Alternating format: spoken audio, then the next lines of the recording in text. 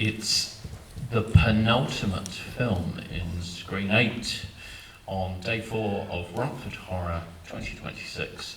We have just screened Mr. Whispers, which one of my colleagues affectionately said to me just before I was coming in, "You look a bit like Mr. Whispers." I think I said, "Go fuck yourself." Anyway, we have a wonderful cast, crew, and some poor gentleman who doesn't have a seat. I'm very sorry. Would you like to start, Megan? Introduce yourself, tell us your involvement in this project, and let's go all the way down the line.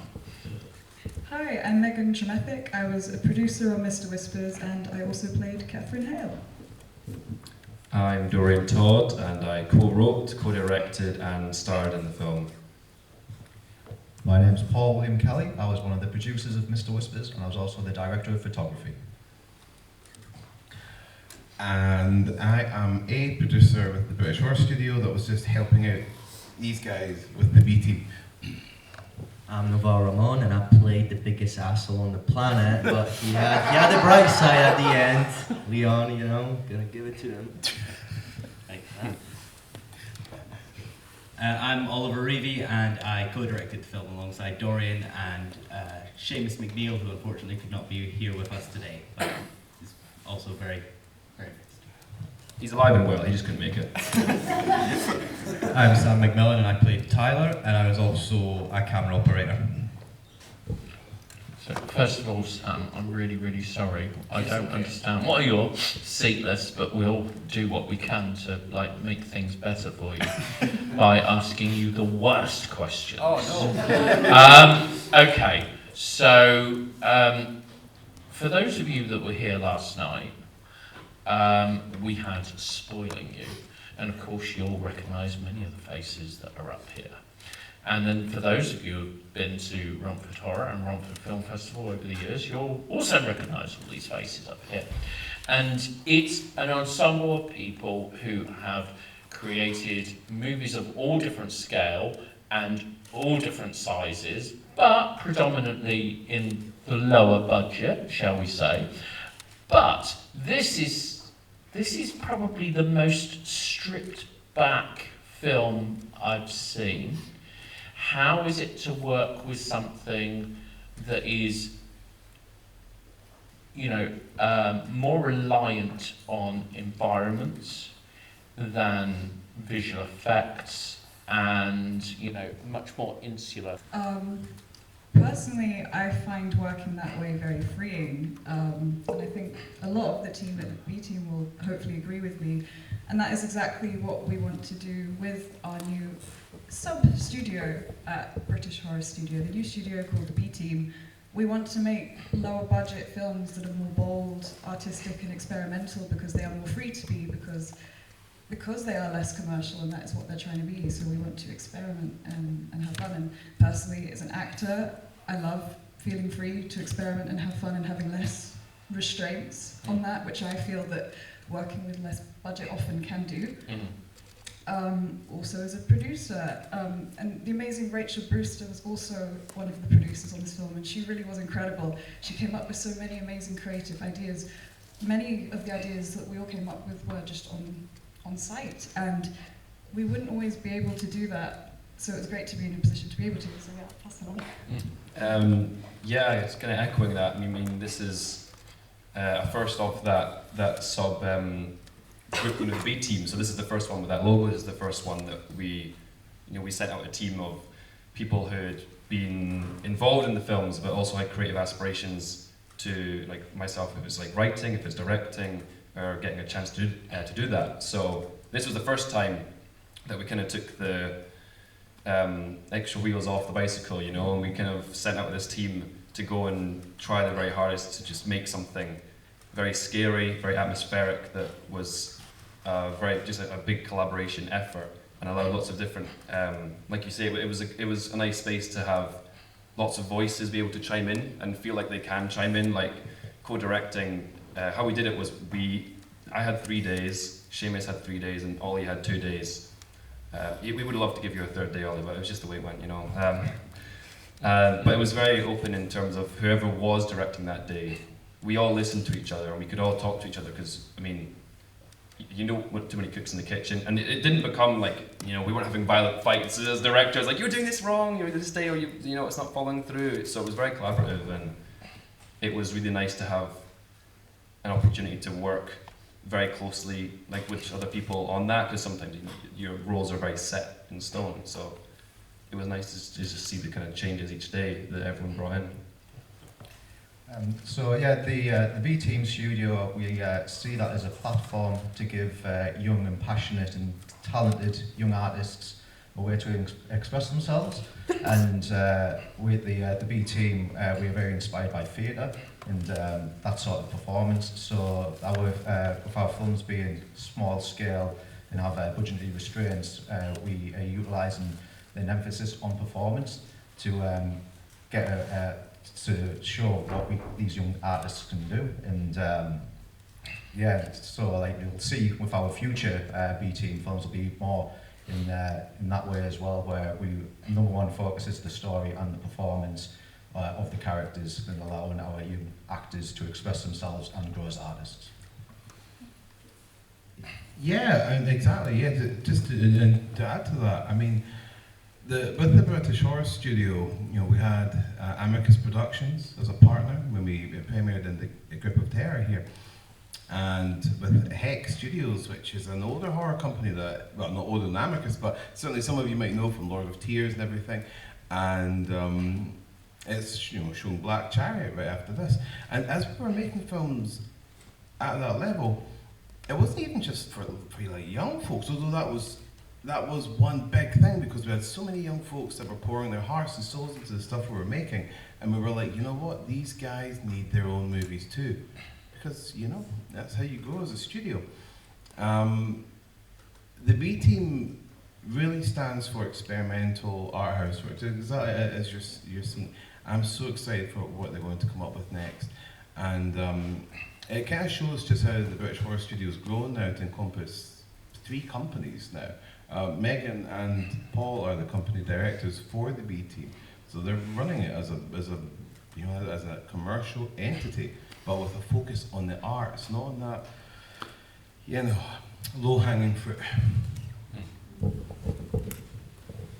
You know, when you put out so many movies, it's important that every time we bring something unique. And with this one, it was good for like guys like us to kind of bring something to the table, especially Ollie, Seamus, and Dorian. And working on a shoestring budget like this one, you really have to put it all in the characters. And I loved how there were moments where people laughed, because these are just some like stupid young guys, you know, filming themselves. So obviously there's going to be banter and horror as well, obviously. So I really like that. I think it was very important that it was such a stripped back production, because it was a lot more responsibility for some of us than I think we were normally used to. So I think having, you know, no reliance on big special effects or a big post, and just knowing that what we had in front of us was what we were doing, and you know, we had a bit of a trial by fire where we had to hit the ground running and just be as creative as possible, was a fantastic experience where we were all able to learn quite a lot about, you know, filmmaking and ourselves with the process. I think for me, the best thing about it being so stripped back was just seeing everyone outside of the roles they'd typically be in. Like, for instance, me on camera, I'd never really operated camera before, so it was a fun learning experience to have, and just seeing everyone mucking in and pitching ideas to bring something to life. That was probably my favourite part of it, being stripped back. Where did Mr. I've got to add Sorry, one go little on. thing. It's so funny because, you know, it's like we worked so hard to create a film that looks stripped back, but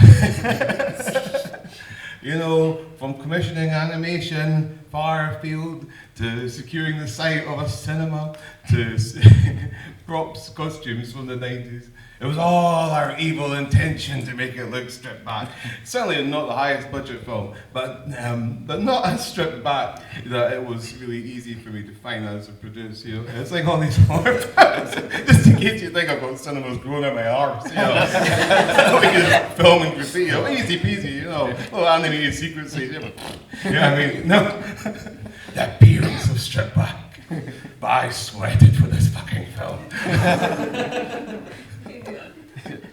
Any more stripped back questions? Yes, I have many stripped back questions, and I'm sincerely hoping that you can pull another cinema out of your ass for some other little project that I've got on the back burner. Anyway, where did Mr. Whispers come from? I think the best person to answer that question would be Lawrie Brewster. Well, yeah, I mean, I'm going to be really quick with this.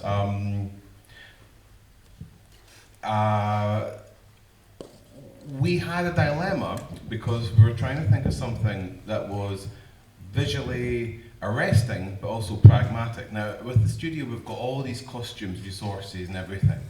You know, the Charlie Chaplin movie where Robert Downey Jr. is going through like millions of hats, you know, before he picks the one that is the right one. Well, it's like that.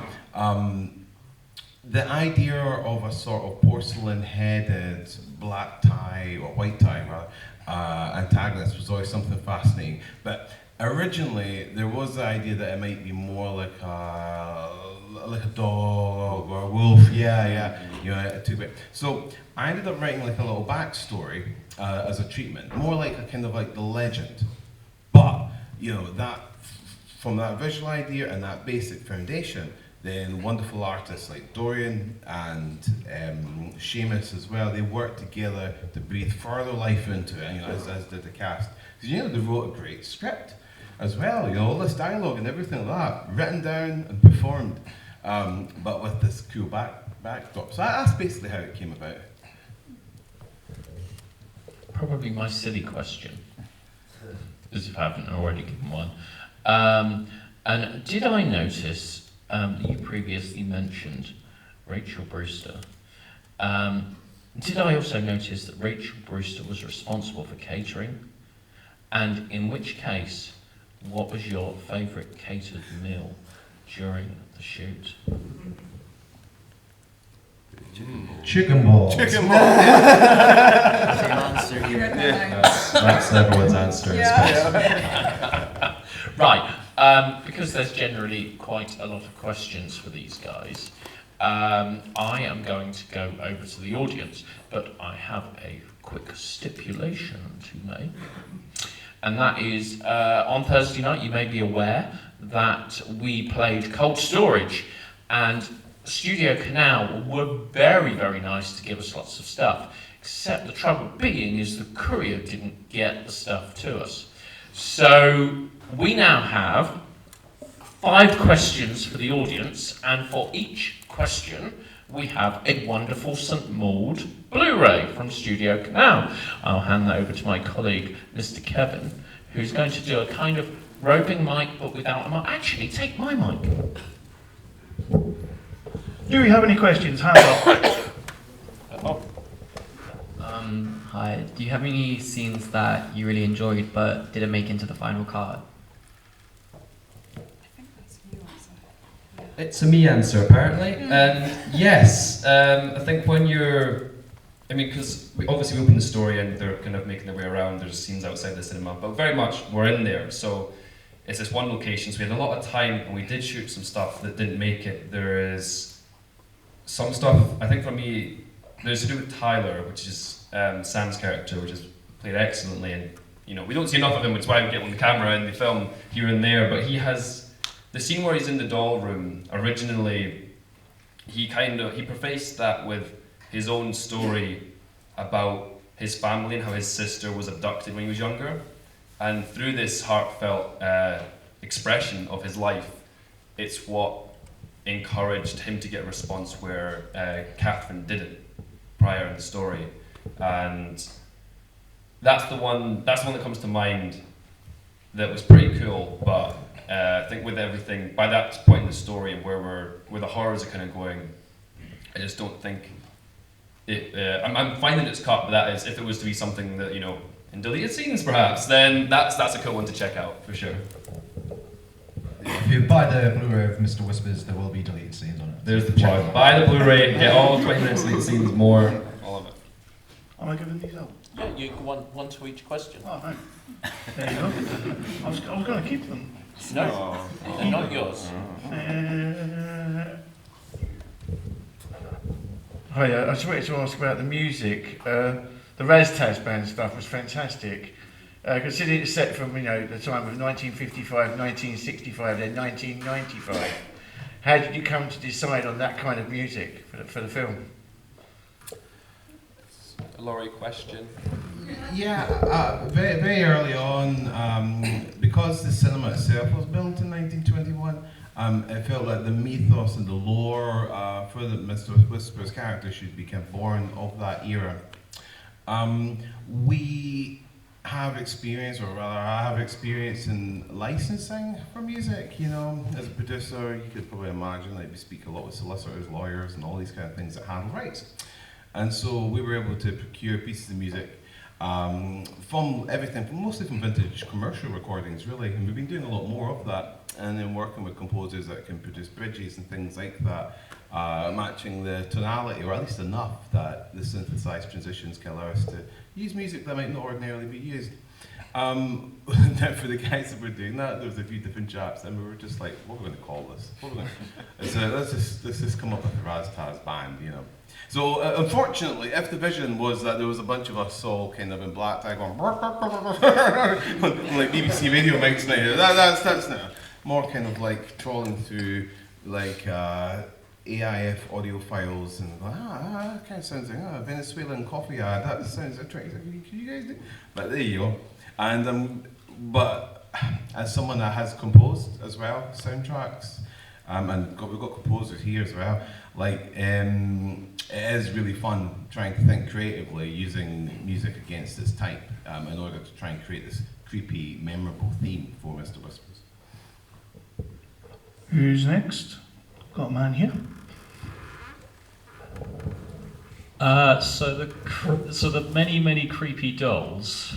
Do you own those dolls? Did you have to trawl through charity shops, second-hand shops, or is there somebody who rents those out to horror film people?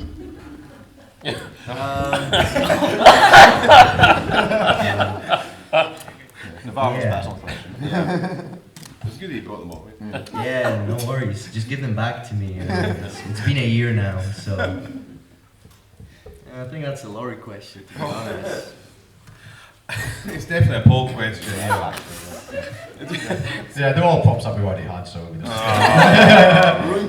If you're familiar with Hex Studios films, you probably noticed a couple of them in previous films as well. And in Spoiling You, there were some of the dolls. Yeah. Anyone else?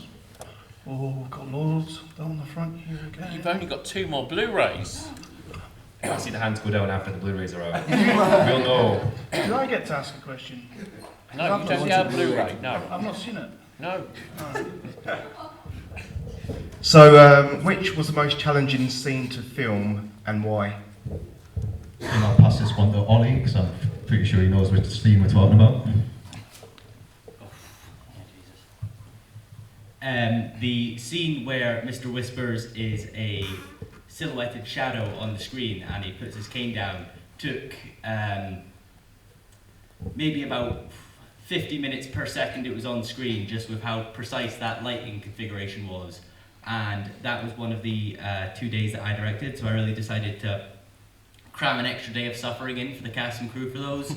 So yeah, I made that about as technically difficult as it could possibly be, and I think they still all hate me for that. We love it. We love it, really. Something was Kaz Paul, who was operating the light for that scene, so he did an amazing job. And actually, Kaz Paul was he's the assistant director for Hex Studios, and his experience was really helped us on the film of Mr. Whispers, and also Tom Staunton, who was Hex Studios production manager. He was also production manager on Mr. Whispers, and again, Tom's experience really helped us getting through the production of Mr. Whispers. So, how about a little applause for Tom? They don't care about them. I'd like to just expand on that a little bit, and I think it's important that they do get their merits. And we also had David Connolly, who was with us on that set, and was amazing in just helping us with. He's very tall, so if we need tall lights, he's like the #1 guy to go to.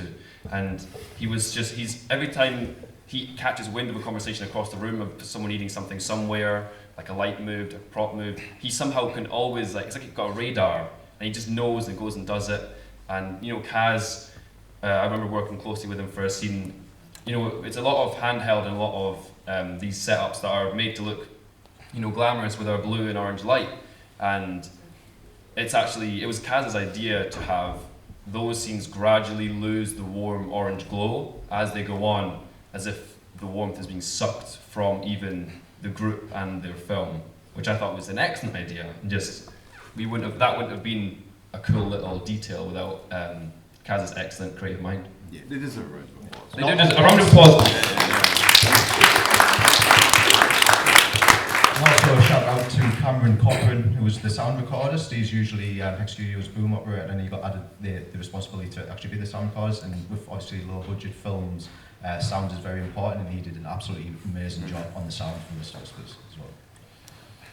And a taste of China for those chicken balls. I think they deserve a round of applause. Are you happy, Ollie? Are you happy? Go on, last question. Hey guys, great film first of all.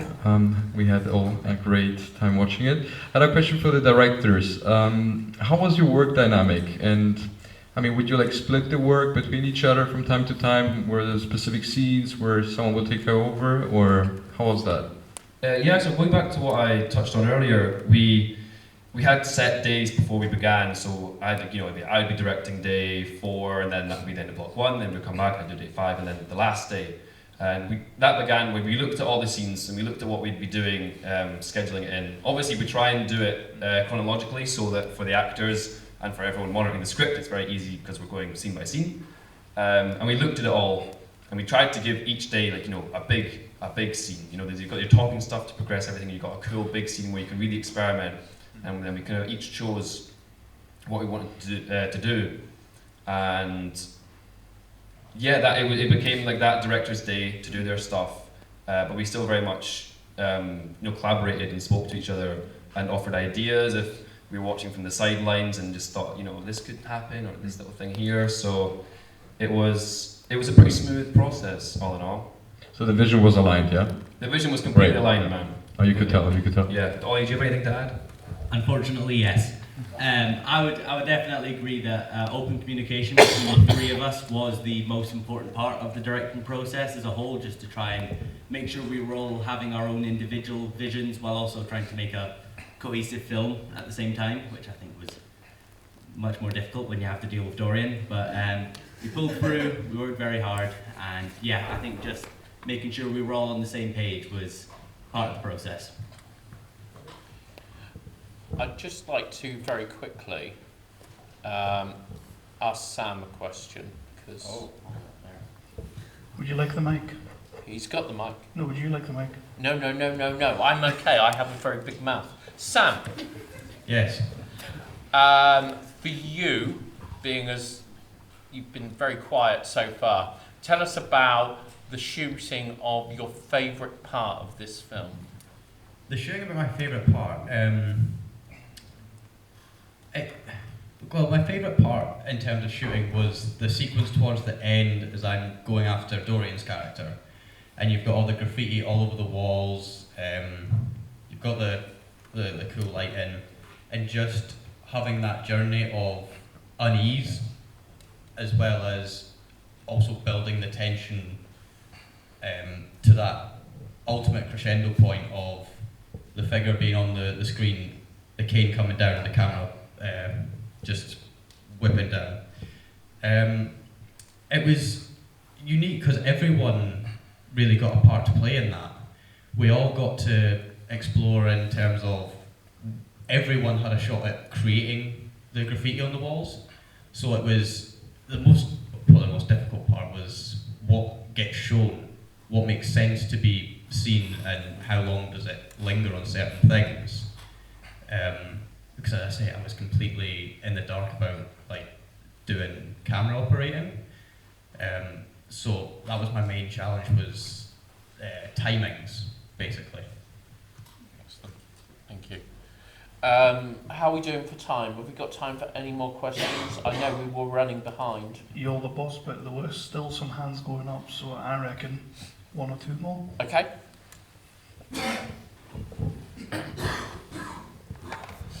Can you tell me the story about the cinema? Is it a dead cinema? And if it is a dead cinema, do you have any plans to save it, much like the cinema here? The short answer to that is yes. We have a vision that has been outlined in a manifesto for the British Horse Studio. And that can be read on our Patreon, which is free to join. We publish articles every 2 days on all the work we're doing, from filmmaking, pre-production, post, to buildings and restorations. We're very passionate about history, and that's why our films are anachronistic, really, in nature. And it's such a romantic thing, the cinema, and then such a tragic thing to see its deterioration and decline. It's a formidable challenge, but it's one that we're looking to do. And if we could, then yes, we would love to use it for, let's call them small and unusual boutique events, and certainly things I hope could complement the fantastic work that festivals like the Romford Horror Festival are doing to transform the independent filmmaking scene in Britain. Also, if I might be so bold, I would like to pay a special tribute to my dear friend Paul William Kelly and Megan Tremethick. Taking the mantle of becoming company directors for a new film studio is not for the faint of heart. It's something I've done for years and years with Hex and with my business partner Sarah Daly. But for these guys to step into that with a mission to create opportunity for artists in Britain is a really beautiful thing. And I hope you might join me in giving them a little applause for doing some good work.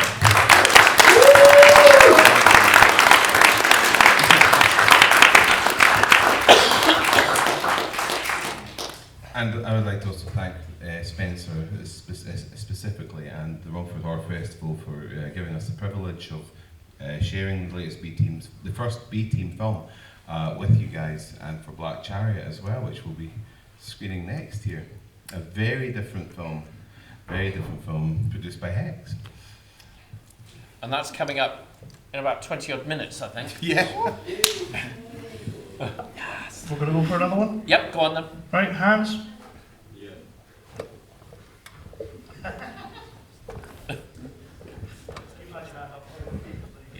How was the cartoon developed? Was that done in-house?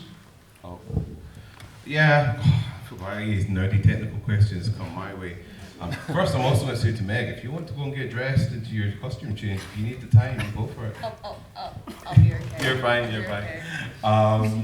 I've worked in post-production effects for a million years, me and other victims. In fact, I used to go down to Pinewood to do VFX and stuff like that. I don't mean great stuff, but stuff that was mostly 2D. Now we commission artists to help us, so we sent illustrations. We had poor chaps in Indonesia, you know, helping us to put those together. And then I would sometimes help as well. That's basically it, really. I mean, that perhaps is where the limitations of the budget show, because they're not perfectly harmonious, because not everyone was free to just work on that the full time. But yeah, that's basically it. One more? Go on. The filming schedule you had was at 8 days by the 3, 3 and 2. It's quite a short schedule for the length of film, as far as I know. What kind of rehearsal process did you have? Obviously, it helps with it being a singular location, but did you have a long rehearsal process to get the blocking of the scenes in the space, or did you have to really push through it each day? Well, what I did was I befriended Simon Shaddy 2 years earlier in college, and then that helped us create this bond for authentic on-screen friendship. The actual answer is nothing quite far off that. I mean, we didn't do rehearsals, but from working together on multiple projects with Meg and us three, I mean, the Black Chariot will also be quite similar with that cast. It becomes a quite harmonious process, I guess, where you know, it's not like you're coming into a new cast and crew and you need to kind of adjust because you can never know everyone, and it was just quite remarkable in that, you know, it was a short schedule, and I think what helps is, you know, it being found footage. It's very mobile and very, I guess, tactile in that sense, because it's quite fast. We're doing the scenes and we're getting them done quickly, and I think that the doing the subgenre of found footage really does narrow. Like, you can narrow down your schedule. Whereas if you try to do that like shooting standard, it would take, you know, a month. So I think that was it. Just to add to that though, not just so you wouldn't misunderstand though, when we talk about that particular schedule, we're talking about first tier shooting. Obviously there were additional days for second tier stuff as well that shape up the broader schedule. And I would also like to add that we were very lucky to be that we had Meg as our leading lady, because Meg is such a pro. She was just like knocking out amazing performances on the first take, and that's like all we needed. So with being able to just like use the first take, that greatly helped with our schedule, so we weren't wasting a lot of time with like more takes. So like, thank you, Meg. Oh, thank you, Paul, and everyone else. You're all amazing to work with, so thank you. So let's wrap up there. So we're going to do this applause in two ways. First of all, we're going to give a round of applause for Sam for standing for 20 minutes.